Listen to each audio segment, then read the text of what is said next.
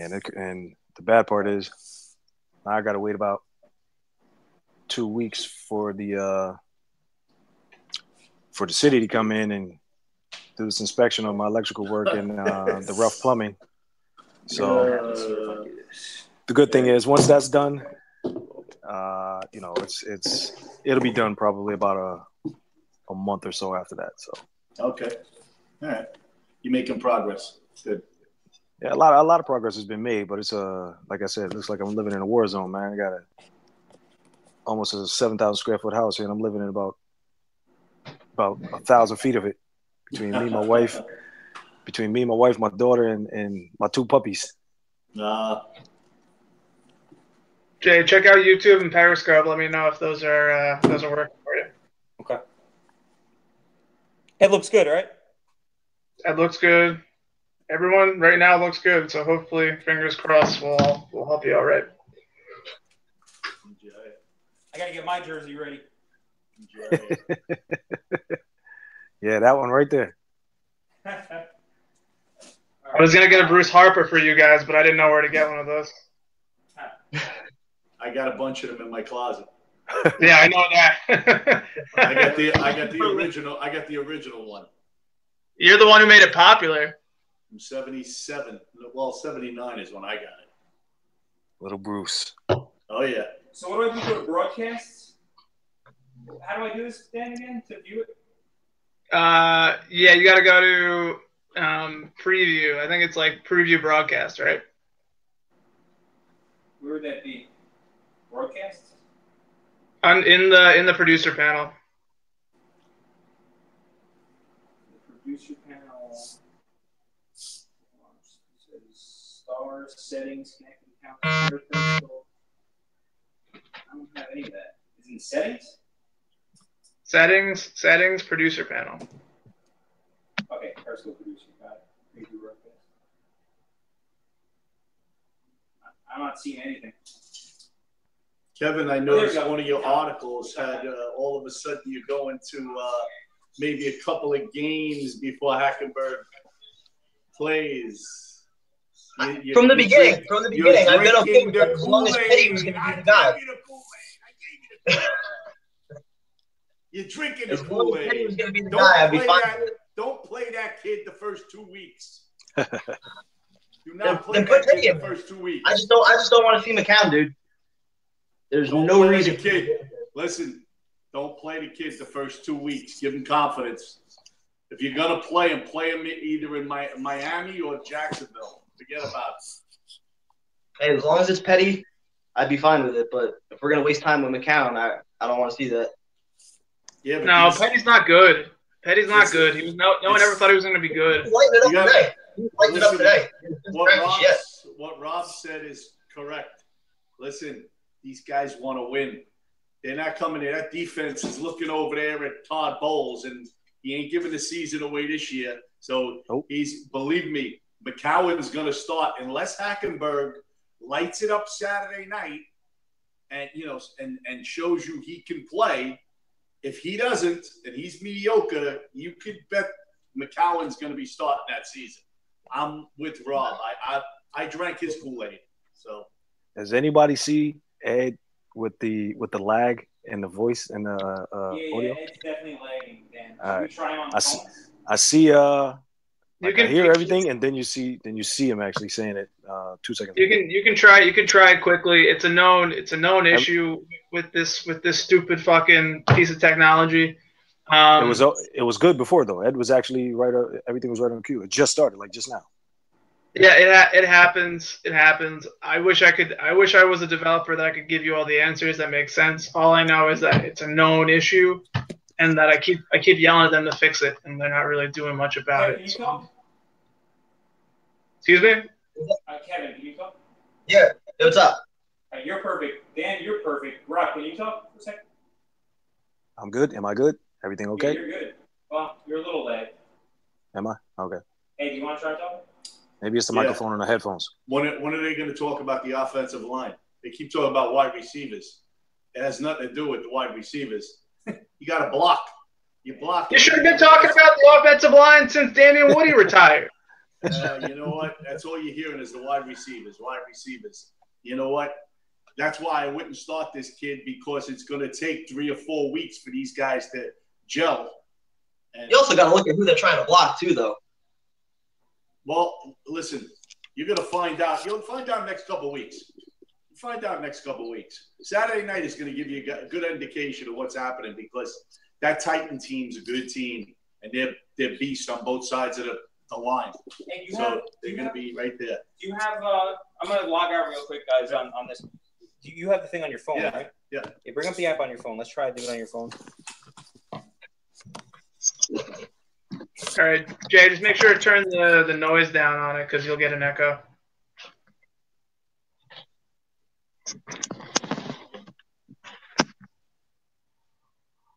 I'm telling you, the year that they drafted Calvin Pryor, we could have had like Zach Martin. I would have been so happy.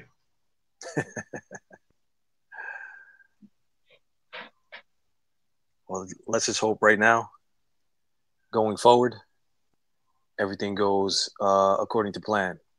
How many years did they spend going the cheap route? You know, from Willie Colon to Bruno Giacomini to whoever it might be. They thought, oh, okay, we're going to piece this together because we have Mangold and we have DeBrickashaw. And then DeBrickashaw retires, and then Mangold gets hurt. And then you try and piece it together with the fucking Jeff Otaz of the world and the Ryan Clady's of the world. That doesn't work. And then you find out that, you know, the years you were winning in spite of your quarterback. So if you don't have a good quarterback, you got to be able to run the ball and hide what he's deficient at. Be able to do bootlegs like you did with Sanchez and play action and have the running game that people have to respect and put into safety in the box for. Haven't had that in a long time. I mean, in 2015 you had it, but that was sort of smoke and mirrors with Chan Gailey running the spread and running a lot of inside draws and stuff like that. Yeah, this is true. You got to bring you on, man. For the most part right now, though, you know, with the offense being so young, it's probably going to be another year or two before you actually see the offense get the click. Even with a veteran quarterback, if there was a veteran quarterback right now, it would still be the same. Because the O-line is you know, O-line's not very good, or at least you don't know yet. You don't know what Wesley Johnson is. You don't know what Brandon Shell is. I mean, Brent Qualley. I don't think Brent Qualley is anything but like the next Rob Turner who can't play center.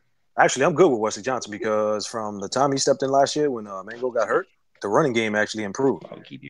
So I'm not really worried about him. I'm worried about the other guys. I'm worried about the tackles, honestly. But Wesley, I'm not too probably. Well, most likely, he'll be filling in and doing real well. Now let me see what's up.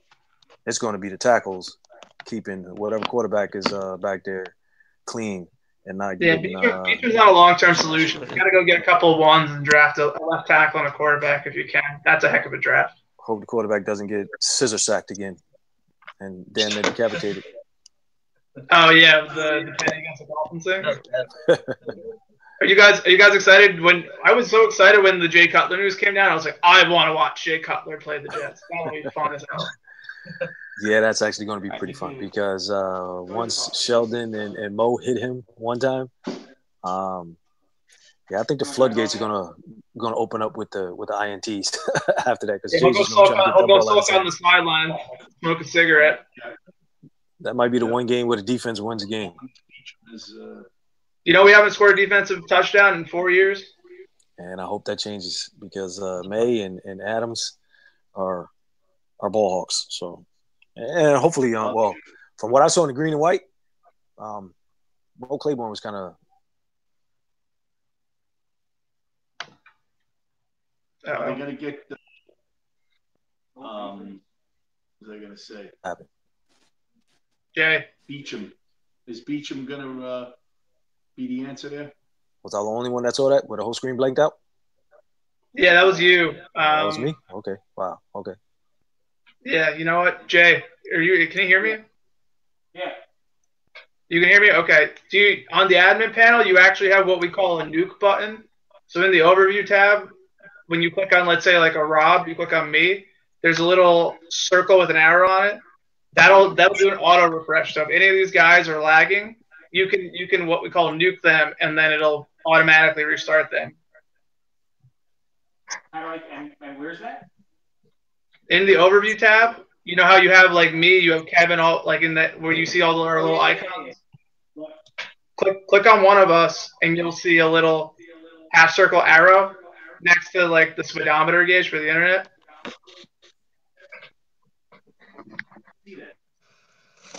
You hear it? Can you see it? Oh, I see. Okay, so I see on yours, but I don't see that on Rob's. Rob's Wi-Fi. Rob, you want to turn it off? Actually, you know what? Yeah, I forgot. Let me turn it off. All right, hold on.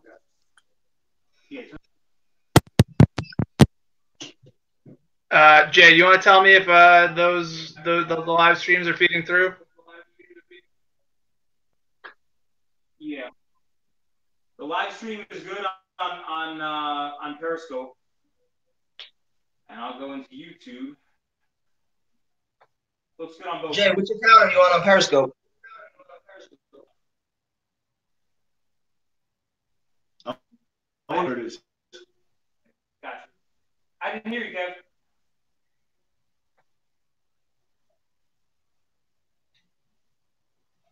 I don't hear any of them. Rob is gone. You hear me? Yeah, he turned off his Wi-Fi, but he's still here. Sorry, I'm bringing him back. Jay, which account are you on Periscope? On the NYJ TV.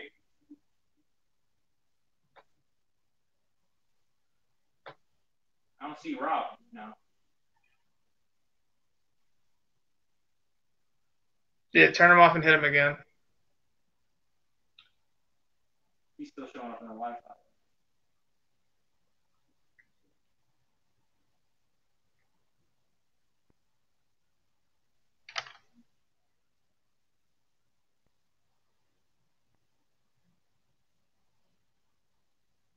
I got nothing for Rob.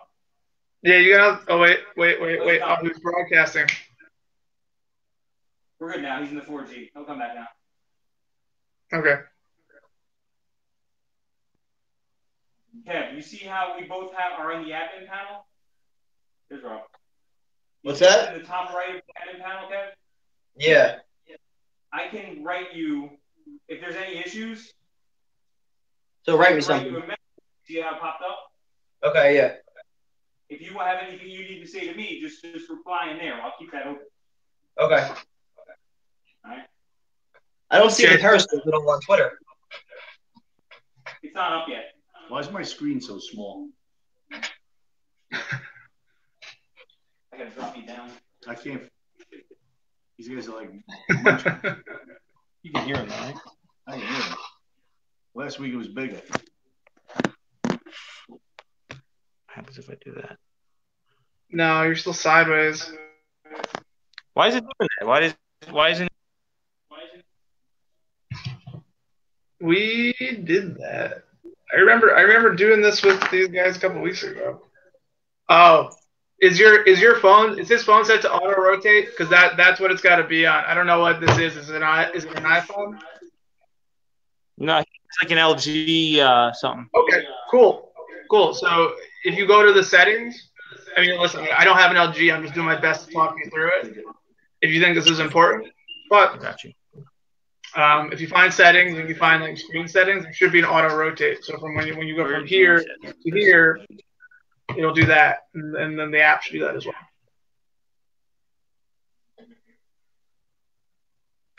Okay, so it's in screen settings. You said display. It should be something like that. I've never used an LG phone, so I really can't tell you with any degree of certainty. But it's something like that on Android. Auto rotates on. Okay. Go back to Shindig. This should work. Now.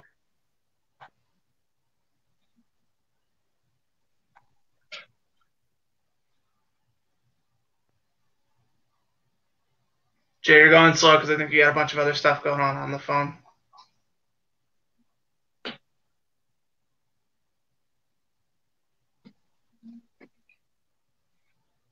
That's the meanest mug I've ever seen. That looks like it's right out of a TMZ video.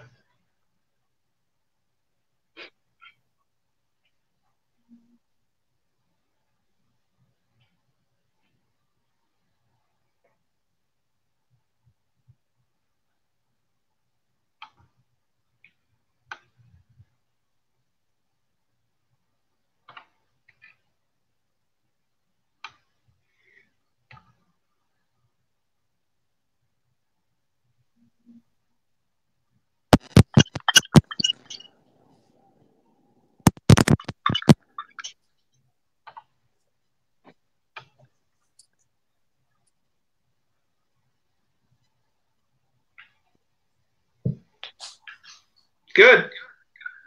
Oh, not good. Better. I think everything's looking good now. Rob, you talking? Yeah, I'm here. You're good? I'm good. You look great. Kev, you talking? Can you hear me? I hear you. Fantastic. All right, Jay, do you want this on you on Facebook too? Because if that's the case, I gotta reboot everything because I didn't do Facebook off the jump. Yeah, let's do Facebook too. Absolutely. Okay. Let me stop this. Honestly, when he got up and turned to walk back to the huddle, I thought it was his leg because he took 2 steps and he went down, and it kind of almost looked like his Achilles was wrecked because of the way his leg was so stiff. And then he just went down. And he went down face down and never turned back over. And I was like, okay, well, it's not his leg. Yeah. Yeah.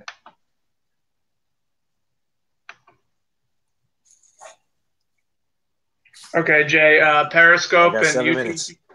YouTube should be restarted, and then I'm working on Facebook myself.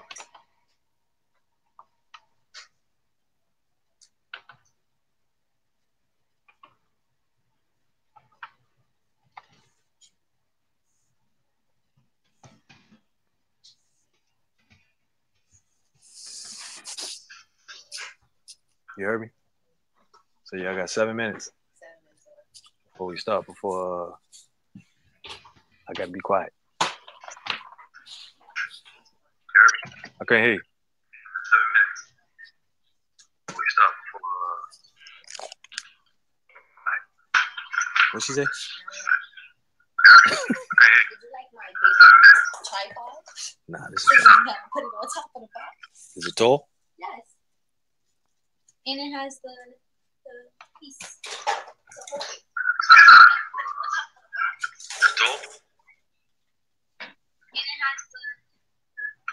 Jay, do you want a specific title for Facebook or no? Jay, do you want a specific title? Oh, who's that? That's me. Facebook or no? Okay.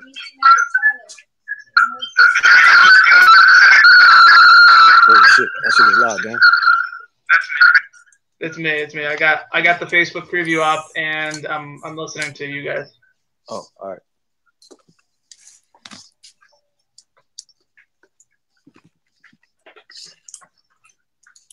Oh, Jay's frozen again. Say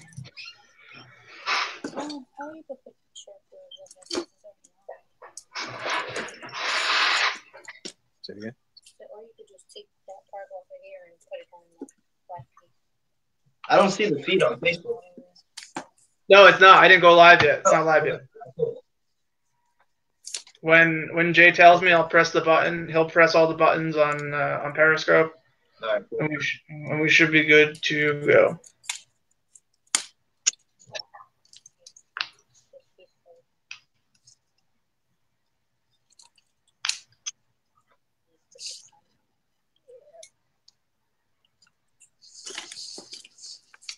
Close it. That has another part, and you have to twist this to tighten.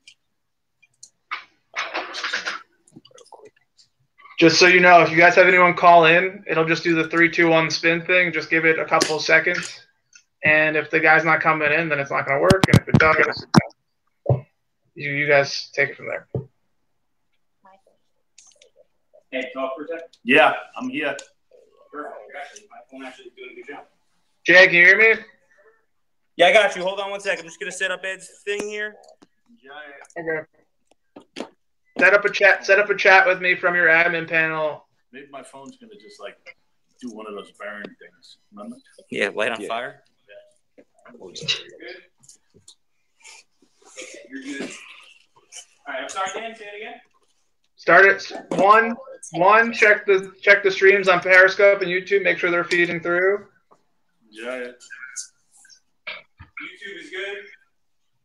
I got. Jesus Christ. Can you guys still hear me? My phone to get into Periscope. Should I just hit it live right now on Periscope? Yeah, do it. Just do it. Once I go live on Periscope, guys, it's guys, just know it's once I go live, it's gonna be live. So just do it. Just do a little. Give us a countdown, Jay. Give us a countdown, Jay. Can you guys still hear me? Yeah, you sound good. All right. Give us a countdown so I know I'll stop moving around. I'm trying to adjust this other tripod.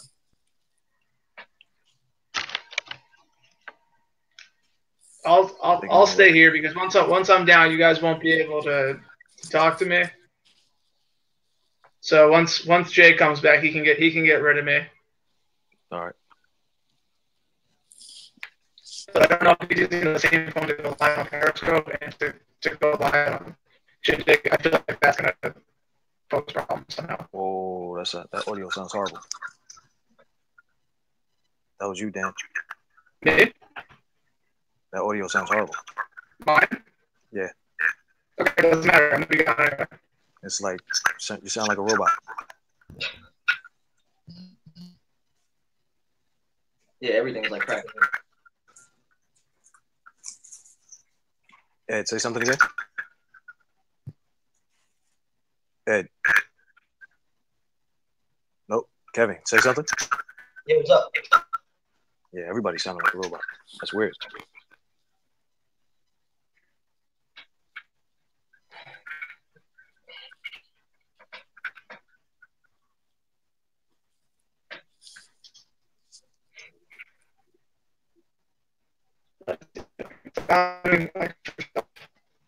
Wow, that's hard.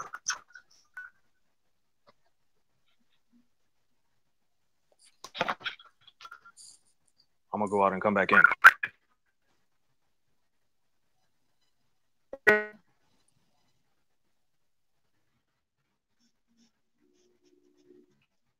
Can you hear me okay?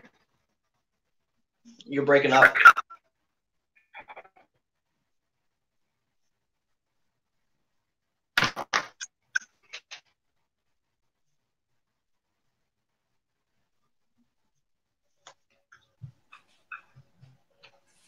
Okay. Where's Rob at? Rob couldn't hear us, so he's going to log out and come back in. All right, Dan, we're gonna drop you, man. See ya. Open up a chat with me though. All right.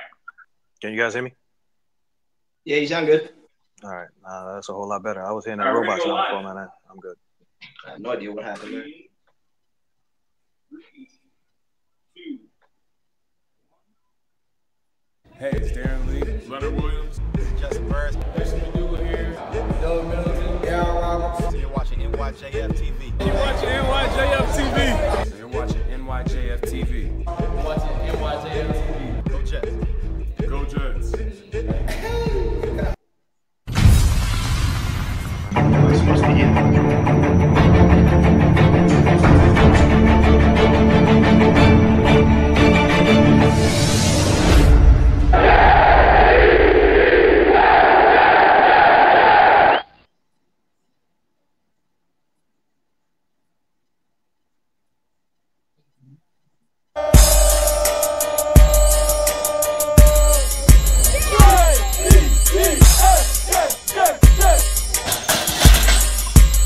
Very low.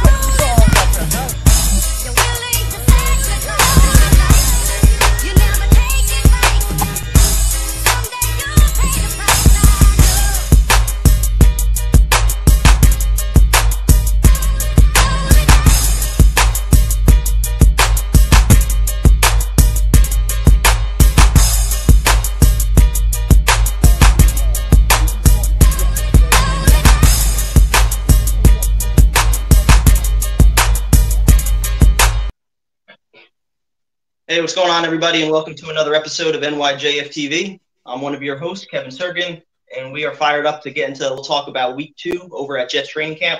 Right now, we got Rob Carpenter, former Jets wideout, joining us. We're going to have Fireman Ed back in the studio in just a sec. A lot of stuff going on this week, but before we get into all the football talk, really quickly, hopefully everybody has downloaded the Shindig app. It's all a new video conference app that allows me, Rob, and Ed to talk football from any location. It also allows you guys to join the broadcast live. So if you have any questions or anything that's on your mind that you want to ask, you guys can hop on stage and fire away. All right, so let's get into some football talk. And obviously the big news coming out of camp this week, the unfortunate news, the Jets placed wide receiver Quincy Enunwa on IR. Just a huge blow not only to the wide receivers, but, it trickle-down effect with the quarterbacks. And, now you got to wonder if, Morton's going to have to change up his scheme. And it's going to be tricky. So what are your thoughts on the loss of Quincy? Ed, I'll start it up with you, man. Well, he was obviously the number one receiver. He was having he had a big year last year. He looked like he was going to come into his own. It aggravates me because they cut Eric Decker and Harris. I'll get into that later, but that's directly from Woody Johnson. It's not from McCagnon, so don't blame him. I keep hearing McCagnon getting blamed for that. They were sabotaged because you seen the end of that mini camp. Bowles didn't know what the heck was going on when he went to the podium, and him and McCagnon are step in step. They always tell you that. So it came from up top. So, this is a direct effect. Now you got all young guys. We'll see where it goes. It's very annoying.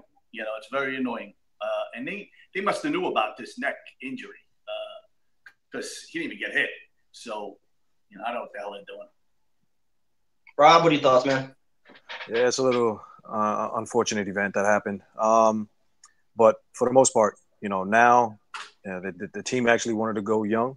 The team wanted to get, some fresh faces, a lot of reps, and here you go. This is what happens. It's the life of a football team right now, especially a young one. So, like Ed said, with Deck gone, Marshall gone, those are the two big veteran studs that were here, and the guys actually could rely on when they were here. Quincy was supposed to be that guy, the new leader of the team, so especially that group. But, Robbie Anderson and, the rest of the young crew is going to have to step up now. Sharon Peak will probably be in the mix. You got the young draft choices from this year coming into the mix. So, we'll see. We'll see what happens. Jalen's going to be down for a couple of games, but now you'll probably see a little more focus towards the running game and towards the tight ends, even though Austin, Safarian Jenkins is going to be down for a couple of games to start the season. But, as the season goes along, that's a group that's going to have to pick it up. It's going to be the running backs and the tight ends because the receiving corps is just that young. Yeah, I was just going to bring that up as well because, when I've been at camp, every day it's been the same three receivers getting the reps with the first team. It's been Robbie as your number one, Jerome Peak on the other side, and then Jalen working in the slot. Now, obviously, with Marshall out for the first 4 games and Jenkins out for the first 2 games, that's going to create a lot of problems for Morton because, it would be easy to say, hey, let's work a lot of 2 tight end sets, maybe some 2 back sets with Forte and Powell in there at the same time. But, with Jenkins out, Morton's really going to have to get creative. So, what do you expect him to do to try to make up for the loss of Quincy? Well, the good thing is that, Bilal Powell and Matt Forte are really good running backs. And I'm pretty sure that we're going to see a lot more Bilal Powell this year. So just to ease the tension and the frustration from what we're probably going to be getting from quarterback position, you're going to rely a little more on the running game, rely on the tight ends a lot more. You'll probably see quarterbacks getting out of the pocket because the O-line probably won't gel for a while. So, that'll take place, screens, dump downs to the back. So I'm pretty sure Bilal Powell and Matt Forte are going to have a huge part of the offense, especially to start the season, until the O-line really comes into their own, whatever part of the O-line, what it's going to look like. And when Austin Safarian Jenkins comes back, for the remainder of the season, if he stays healthy, you're probably going to see him and the young rookie tight end from Clemson probably getting a lot of balls thrown their way. Well, isn't Anderson still up in the air? Can he get suspended still? Didn't he have a? I'd be surprised if that happened this year. Yeah. The case, I don't even think they even looked at it yet. So that's probably something that's going to affect him probably next year, if anything. Yeah, I don't think it's going to affect him this year at all. Okay. Well, that's good. But I would think that they're going to bring a veteran in. I would think at some point. You got these guys suspended. I mean, they're gonna wind up having unless these kids, the rookie from Alabama, nobody's talking about him. I mean, if he's healthy, let's see what he could do. I'd love to see what that kid could do. We'll see. It's still early. Still early in camp so far. Yeah. So the young guys can actually, especially with the games about to start right now, the young guys can actually have an effect on the amount of playing time that they're going to get from here on out. Now that the preseason games are about to start, so this is the time where they actually have the chance to make their mark and put their foot in the door and keep it in the door and have the chance to get on the field. Yeah. Yeah, and the thing that's going to be tough, with the rookie wideouts, both of them are coming off surgery. So Stewart and Hansen, this week is the first week that they've actually started to really get involved with a lot of the team drills, which is good to see. Stewart, he's starting to run pretty well, and he's got a lot of versatility, man. If you watch the tape on what he did in Alabama, I think we're going to be able to get very creative with how he uses him. A few other guys though that have stood up. Gabe Marks, he was having an awesome camp until he pulled a hammy the other day. He looked, he runs solid routes. He has good hands. He's somebody that can fill in the slot for Jalen when he's out. And then another guy, Chris Harper. Rob, I know you saw him in the green and white scrimmage. He had that 60-yard touchdown pass. He's pretty explosive too. So I think it's got to be a collective effort from all these guys. Yeah, and that's like I said, this is the time actually for them to actually step up. First two preseason games, a lot of those young guys are going to be playing a lot. So, they have the chance to make some plays. They actually have to make those plays, and they can. Once the film is on and they actually get seen and coaches notice, making points to point them out, that lets you know that they actually have a chance to actually make some plays during the regular season, make this team. Well, everything hinges on that offensive line. So, you got 3 new guys coming in, and, if they can make some noise, then things change. But, everything starts up front. We all know that. So, and I think the biggest trickle-down effect with the injury to Quincy is, how do you evaluate the young quarterbacks now? That's the question that keeps coming up. If you don't have receivers that are able to get separation, how can you truly evaluate your quarterbacks? A lot of people are saying they're holding on to the ball too long. Well, sometimes guys just aren't getting open. It's been a combination of the offensive line just getting overwhelmed at times and, just miscommunications and not picking up blitzers and, receivers not getting open. And so how do you evaluate your young quarterbacks with, pretty relatively young and unproven receiving corps? Well, what happens is coaches actually have their way of grading each quarterback. So, for instance, if receivers aren't getting separation and they go through 3 reads and the pressure's there, quarterback's coach and the offensive coordinator would say throw the ball away. That's a read, and that's actually something that actually have to get done instead of holding on to the ball for a sack. So that's part of the grading process right there. So if guys aren't getting open, the film knows, and the coaches know that guys aren't getting open. So quarterbacks go through their reads properly. They get rid of the ball when they're supposed to get rid of the ball. If guys aren't open and they're holding the ball and they go through 2, 3, 4 reads, the quarterback's coach and the offensive coordinator would say throw the ball away, move on to the next play. So don't take a sack. And if guys are actually taking sacks when they shouldn't, that's negative in their grading process. So it goes hand in hand. But you would like to see some of the young guys actually getting separation, making plays, actually getting open to actually help out the young quarterbacks. But that's something that's going to be remain to see.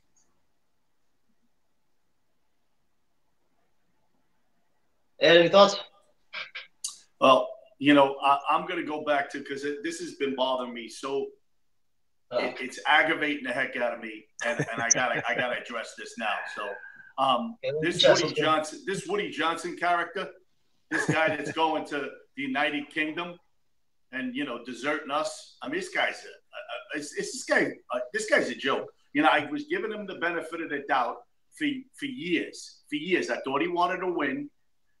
His priorities are so he's more involved in the Republican party than he is in the Jets. This is a toy for him. And I'm just going to tell you, so any of the fans that are listening, if you think for one minute that Bowles and McCagnon wanted to get rid of David Harris and Eric Decker, think again. Think about the timing, what happened there, okay? What happened is very simple. He got all the season ticket holders who weren't coming back. He was in his office, or he got the word from all the people in the office that they were not renewing their season tickets. And what he did was he cut those 2 guys and saved $14 million. It was the first time that I actually know that he was the one that did that. Because, and here's why you know this. When Bowles came to the podium after the last mini camp, he didn't even know Harris was cut. He had no idea. He was blindsided. Now, all you hear from Bowles and McCagnon is that they're step in step. They're on the same page and they convert with one another. They always talk. And they're on level ground. So now if they're on level ground, how would Bowles not know when he goes to the podium that Harris and Decker are cut? Because Woody Johnson did it. He did it. He did it. All right? And he needs to be accountable for it. I want you to sell the team. Sell it. Sell the team. You're giving it to your brother Chris. He don't know anything. Another idiot. I had to get that off my chest. Now, I'm telling you, that's the way it is. So the fans, remember what I told you. I told Jay this when it happened. I called him up, and I said, this bastard, he did it. He did that. $14 million because the fans weren't coming back. And that's what he did. All right, I'm done. I'm glad we got that off your chest this early in the season, Ed. Well, that's why we're in the predicament we're in. Eric Decker would help us. This is true. This is true, and especially hearing that he's actually having a good camp down in Tennessee. So I'm sure he is. Yeah, it's a little disheartening right now. Yeah, and Harris up in New England, just what we want to see. True. Well, let's switch it up to a topic that has gotten me kind of fired up throughout this week, something that I just don't understand at all, and that's the way that the team has been dividing up these reps at quarterback. Today was the first day that things actually changed a little bit. Hackenberg got a lot of reps with the first team. Petty got some reps with the second team. But before today, it was pretty much Josh McCown getting, I'd say, 90 to 95% of the first team reps. Hackenberg rarely working with any of the first team guys. And then Petty was just lucky to see the field, you know. And for a guy that they drafted in the 4th round 2 years ago who got into some games last year, you would think that he would have at least an opportunity to compete for the job. You know, that's what Bowles told us on all year, that it was going to be a wide open competition. All 3 guys would have a chance. And thus far, I mean, he's just not been getting the work. But I will say today, you know, I think he was like 9 of 12 or something in team drills. He found Robbie and Frankie Hammond on 2 nice deep balls. So, you know, these preseason games are going to be his chance to really make his mark. Absolutely. Hopefully, for the most part, you know, with Hackenberg, he can actually get the chance to actually, you know, get some reps with the first team in this hopefully this first preseason game, and move on from there. But like you said, with McCown getting most of the reps to start the training camp, and Hack and Petty coming along today, might be an inclination of what might happen on Saturday night in the first preseason game. You know, maybe Hack will start and Petty will be the backup, and you know, we'll see what happens. And that's usually the way it goes. But tomorrow's practice will probably tell a little more. If Hack is back in there with the first team, that probably means he's going to start Saturday night. Ed? I agree. You know, I want to see Hackenberg get more reps with that first team. I mean, there's no doubt about it. We want to see what he has on Saturday night, and it's going to be more clarified. On Saturday night, when you come out on Sunday, you're going to have an idea of what's going on. And, you know, it's up for grabs. Listen, I'm not down on Petty. I mean, if Petty can make, you know, if he can make plays, you know, I want the best guy in there. I mean, you know, I'd rather see Petty or Hackenberg in there and not McCowan myself. But my thoughts on McCowan's going to start the season. That's what I see. Until these kids step up and show us otherwise, I believe, like Rob, that McCowan's going to be the guy starting the season. That's what I see as of now. I hope I'm wrong. I hope I'm wrong. No, Ed, I absolutely agree with you. I mean, as of right now, I think McCown is being groomed to be your starter week 1. I completely disagree with the philosophy with not giving your 2 young quarterbacks the most amount of opportunities to take that job. To me, that's where I think they're screwing up here. Oh, it's still early. It's you know, it's early yet. So we'll see. Well, you're gonna know more Saturday night. Like Rob says, tomorrow is going to give you an indication with practice. And you know, they did start Hackenberg today, right? He came out and started with the first team. So, that tells you something. If it goes on tomorrow, I would think that, like Rob said, there's a good chance he might start that game Saturday night. And don't get me wrong. McCown is still definitely in the mix. The third preseason game is always a game that tells you, who the starters are. So, it could be just, that they're taking him out of the starting spot because he actually is that guy for now. And he's not going to play in the first preseason game. If Hack goes out and lights it up, then, that bodes well for him and the offense. But if he goes out and plays like a rookie, which I'm pretty much expecting him to do, it's probably going to be a vanilla offense for the first preseason game. So, second game and then definitely the third game are the games to watch. So, from Saturday night, it's just check it out and see how he reacts to game situations. Is he making the correct reads? Is he calling the plays correctly? That's the things that the coach is going to be looking for. And the fans are probably going to be looking for him to throw 5 touchdowns in the preseason game. But that's just how it is. That's just how it is. These guys. Yeah, we'll see Saturday night though. Just hopefully he goes out and doesn't have any bungling mistakes. So that'll bode well for him for the next game. And hopefully he comes out in one piece. Yeah, that too.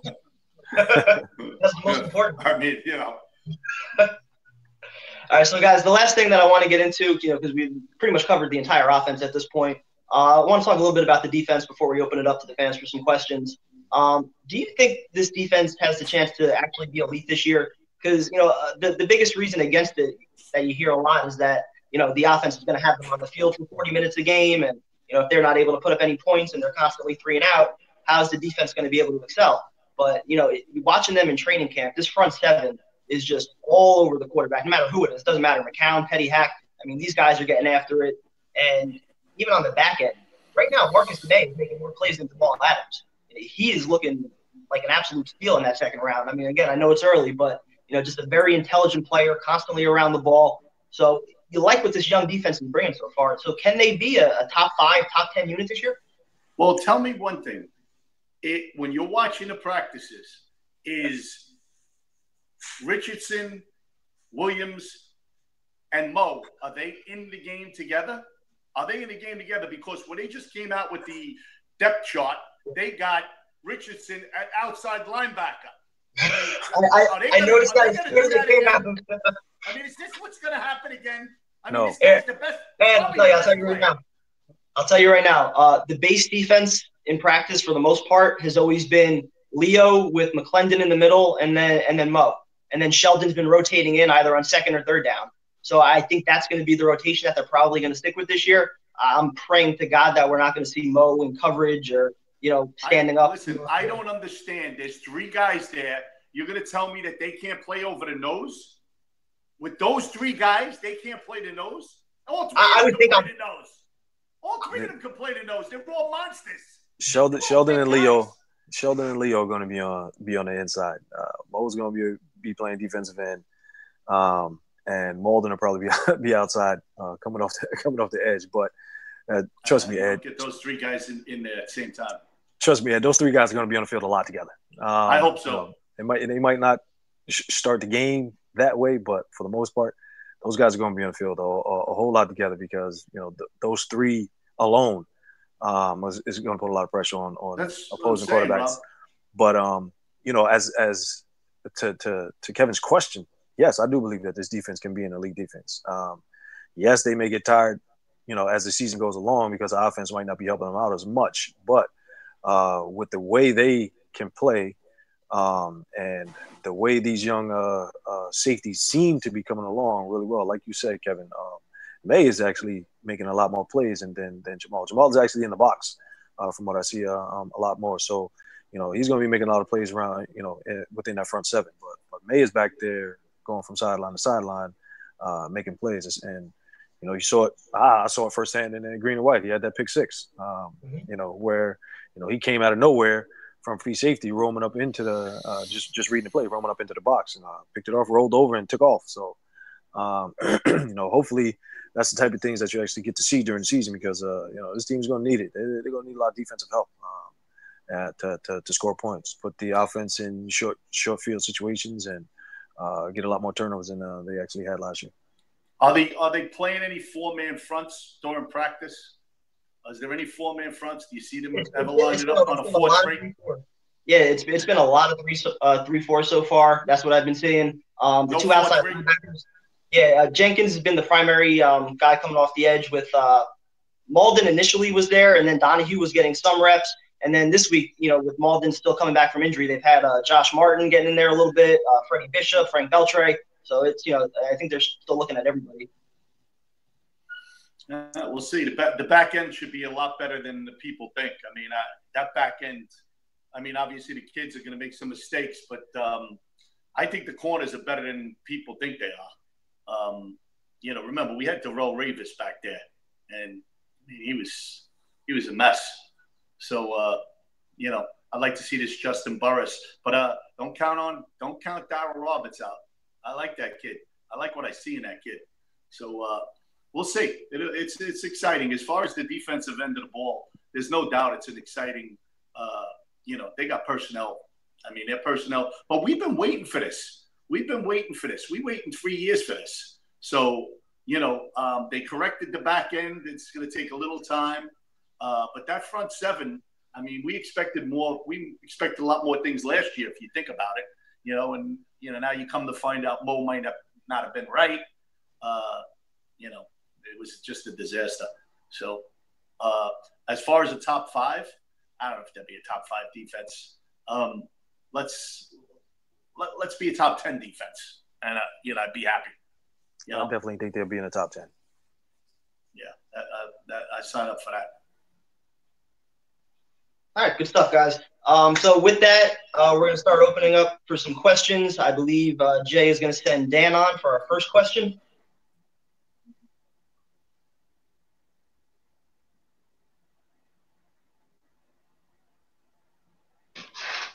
Hey, guys. How you doing? Can you hear me?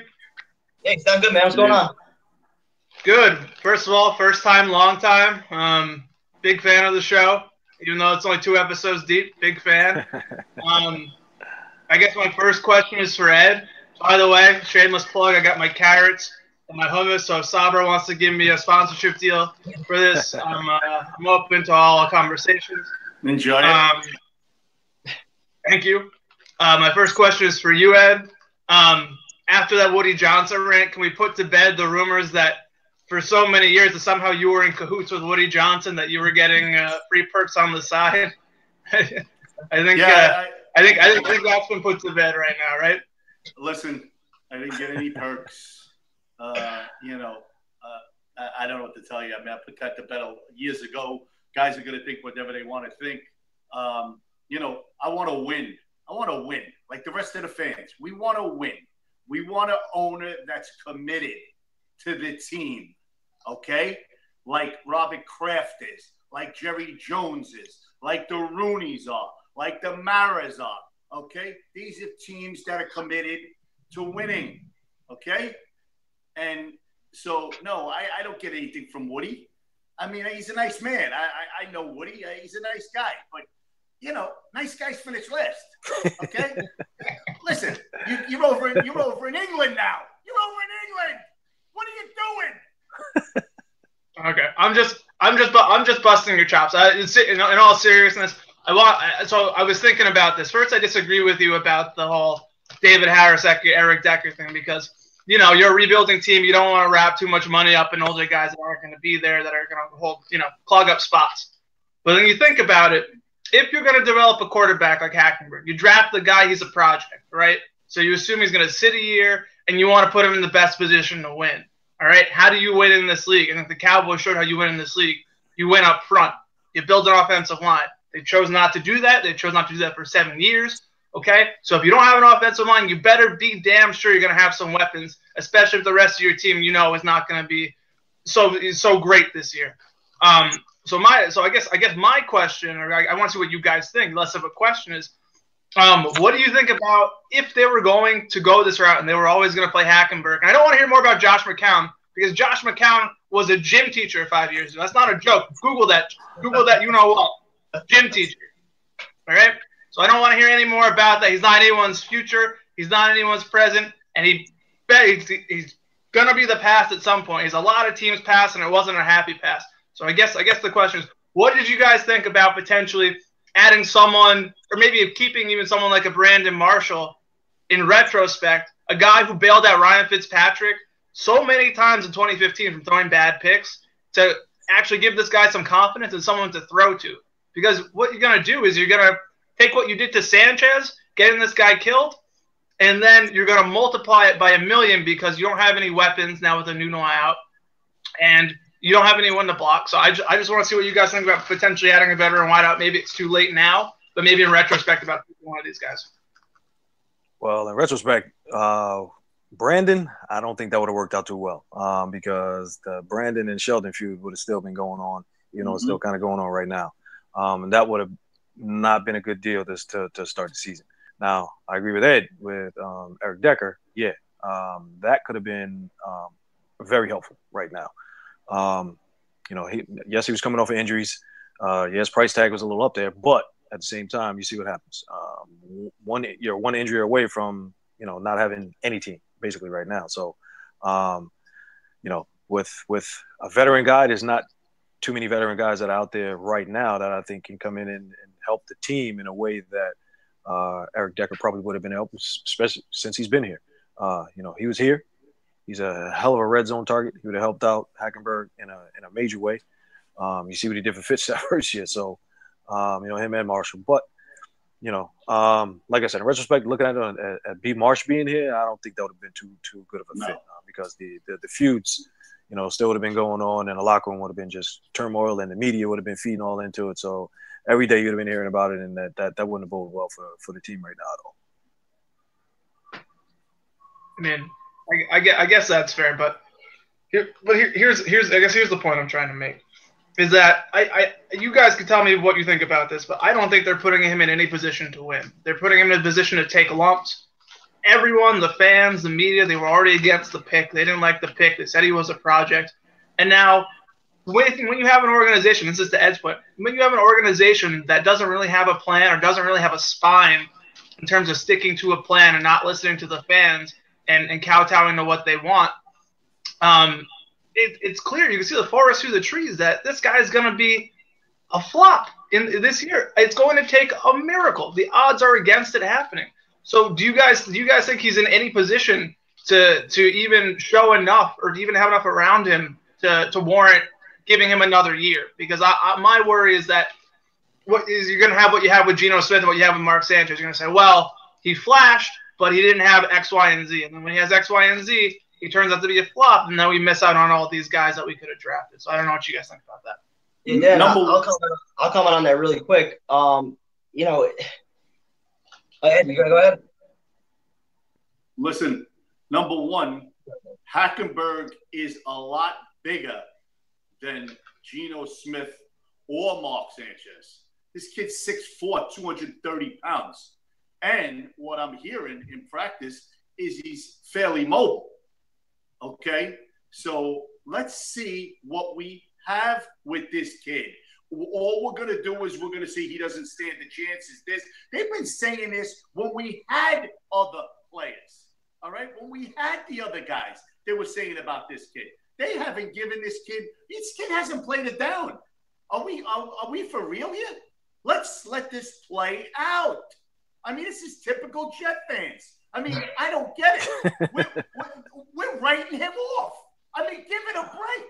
I mean, first off, they went out. Don't say they didn't go after the offensive line because they went after Beecham. They wanted him the year before when he was a free agent, and he signed with Jacksonville. Jacksonville blew him away. So they got the guy that they wanted. McCagnon likes this kid, all right? You got the kid Shell. Don't count out Brent Quavalik, okay? He's a monster on the right side there, okay? Let's see what happens. Let it play out. Let's see what happens. This kid is a tough kid. He's from Pennsylvania. He went through the mill with Penn State. He could have bailed on him. He didn't. So let's see what happens with him. Okay? Give a chance, please. I'm totally with you, man. I'm dying to see Hackett a shot here. You drafted him in the second round for a reason. I think everybody knows what he did his freshman year at Penn State. That's on film. That's noted. I'm excited to see what he's going to do. But I think the big problem is, and Dan brought this up, I don't know if they're putting him in a realistic position to actually succeed. And so at the end of the year, even if he does look somewhat decent and you win 4 or 5 games because there's not a whole lot of talent elsewhere, then what do you do in the draft? Because you're going to be in position to take a quarterback. Did he show you enough to actually pass up on a potential franchise guy again next year? That's going to be what decides the Captain's fee going forward. Kev, they're not strapped with money. I mean, they got $21 million over the cap. Let's see what happens. There's still, they got to see what goes on with the preseason. Maybe they see some glimmers of some guys stepping up, some things. Maybe they get a piece here. They get a piece there. They have some money. It's not like they don't have any money. They're not strapped. Okay? Let's see what happens. We didn't even get a preseason game yet. We didn't play one. They drafted this kid to give him a chance. So, yes. And it's not going to be a 1-year deal. So, Jets fans could just ride the wave with this right now, because once that gets on the field, they're going to give him a shot, a long-term shot to see what he can do. They know they don't have the weapons right now to actually be out here winning 8, 9, 10 games on offense. So, from this point on, once he steps on the field, he's going to get a legitimate shot to actually stay as the starting quarterback. And just think, when the Colts drafted Peyton Manning, you think the Jets fans would have liked what he did his rookie year, or would they have tried to run him out of town after his rookie year? So, Eli Manning. Jets fans, the way everybody knows how it goes with Jets fans. Eli Manning still sucks. I don't want to hear any Eli's good at anything. All right, Eli Manning still sucks. He owes his second Super Bowl to Antonio Cromartie and Kyle Wilson tripping on a hash mark and Victor Cruz going 99 yards. He didn't do anything. All right. You had to bring that up. We're having a great show, and you had to bring that up, right? One of my worst memory as a Jet fan. Either way, Dan. Christmas and Thanksgiving, 2-year span. Unbelievable. Either way, Dan. Eli's rookie year wasn't a great rookie year either. And a couple of years later, he's winning a Super Bowl. So, regardless, it doesn't matter what quarterback comes in. But what doesn't matter what quarterback comes into this team, Jets fans are actually going to want to run him out of town after his first year. If a quarterback steps on this field and doesn't win a Super Bowl, get him out of there. So that's just the way it is. I just hope this kid shows glimpses when he's in there. That I just hope he shows some glimpses, because I remember last year in the preseason when he threw a nice pass over the middle and then threw the corner pass for the touchdown, and Bowles jumped up. He showed Bowles jumping up, which he doesn't ever do. So I know it was, all right, it was one time, whatever. Listen, we're all looking for that. And I hope we see it. I hope we see that sign, because you're going to see the fans. It's unbelievable. If this kid winds up, playing decent, they're going to be coming out of the weeds. Be out of the weeds. They're all hiding in the weeds now. Regardless, right now, Ed, they're going to hate Hackenberg. If he plays for the whole season, regardless, they're going to hate him. If he loses every game, they're going to hate him. If he wins 6 games, they're going to hate him. Why are they going to hate him if he wins 6 games? Because he ruined the first pick. So, he's in a no-win situation right now. But, for the most part, he knows that the GM is behind him, the coach is behind him. So, he can go out and he can play, and hopefully his teammates rally behind him, and he goes out and shows the glimpses that he needs to show, because he's going to play like a rookie at times this year whenever he steps on the field. So that's pretty much guaranteed. So, whether win 2, 4, 6, 8 games, whatever it is, he's going to play like a rookie. He's going to throw interceptions. He's going to fumble the ball. He's going to have misreads. That's just the growth of an NFL quarterback from the time they step on the field until they become, 10-year vet, and 10-year vets still make mistakes. So, you're never at that point where you're actually a QB in this league that's not making mistakes. But, if you limit them, like most of the veteran quarterbacks do, if he does that, that bodes well for him, and hopefully he can do that. Yeah. Dan, you guys thanks for joining us. Oh, go ahead. Okay, last thing. I'm hogging the mic. You can kick me off at any point. You guys have a great show. But anyway, you're gonna sit here and tell me that you don't believe in opportunity costs, and what I mean by that is, If it turns out that Hackenberg does show a glimmer, but you are in a position to draft one of these guys that they say is the guy. They say it's a great quarterback class, and we've all heard that stuff before. I understand it. But you say you're going to pass up that opportunity on hope that this guy makes a jump in year 2, as opposed to a guy that you say is basically got the pedigree, is not a project, is pro ready. You're going to do that when you have the first or second pick sitting in your lap? I'm sure that the GM will do that. If they see Hack actually improves every week, that's the guy that they drafted in the second round. So, that's their guy. Imagine when you get the trade. There's quarterback. No guarantee that the guy is actually coming into the league, whether they are, rated number 1 and supposed to be, surefire hits. There's no guarantee that that's going to happen. So if you have a guy that actually has improved every week that you drafted with your second round pick, and he shows the improvement, he shows that he can go out and he actually can play this game, you're going to stick with him. And so those teams are going to do that. They're not going to – the teams that are actually out here trying to flip-flop every year, which the Jets have been doing, it's the reason why they're actually a mediocre team. So the guys that actually draft the guy, they know he has the goods, or they feel he has the goods, they stick with him for a few years, and if it doesn't work, then you move on. That's the only way you can do it. All right, fair enough. Listen, guys, appreciate the time. I'll see you out there Saturday. All right. Hopefully something goes on. Enjoy. All right, Dan. All right, so once again, Dan, he came on and joined us on the new Shindig app. So for those watching at home, go download the app. It's called Shindig. We can bring you on if there's any questions that you want to ask. For right now, we're about to wrap things up. Just a couple of questions that were asked on Facebook. We'll get these in really quickly. Our first comes from Simon Baccarella, and it's, what do you think about Jerome Peak? He feels that he was not used enough last year. So do you think Peak is going to be a lot more involved in the offense, especially now with Newman out? I actually do. Watching the green and white, he was actually he got a few targets out there, and I think he's been running with the first or second team, if I'm not mistaken, for most of for camp. So I think they're going to give him a shot, and I think he can be one of the guys that actually hopefully he's one of the guys that actually steps up and takes the spot of Decker, Marshall, and now we're going. So he's a guy that's been here for a couple of years, so he should be used to the program now. Hopefully he does step up. Yeah, I agree. They drafted him. He's from Clemson. We'll see. All right, our next question, and Ed, I'm sure you got a lot to say on this. It's from Charles Butler. What do you think about the O-line?